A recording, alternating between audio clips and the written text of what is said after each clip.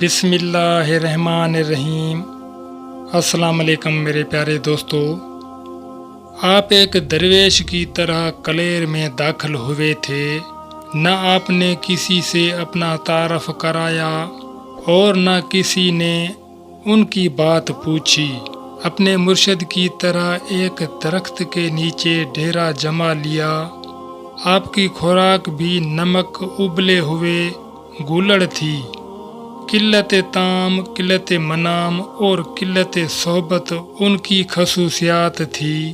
لباس میں کرتا، تہبند اور امامے کے علاوہ ایک رومال بھی تھا جو زیب گلو رہتا تھا۔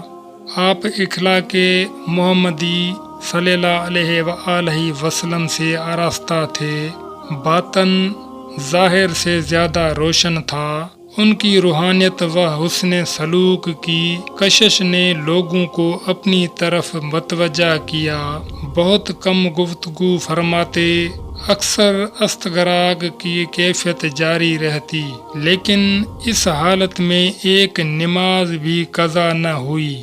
جب نماز کے لیے ہوشیار کیے جاتے تو فرماتے، شریعت بھی کیا چیز ہے جو حضوری سے دربار میں لے آتی ہے۔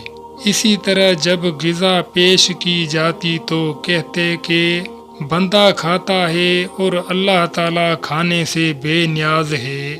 بندگی اور الوہیت کی اس سادہ سی تعریف پر ہزاروں فلسفے قربان کیے جا سکتے ہیں۔ ہر حال میں شریعت کی پاسداری مقدم تھی۔ آپ کا روحانی فیض آج بھی جاری ہے۔ بڑے اکابرین اولیاء و علماء سلسلہ عالیہ چشتیہ صابریہ سے منسلک ہو کر واصل بالا ہوئے۔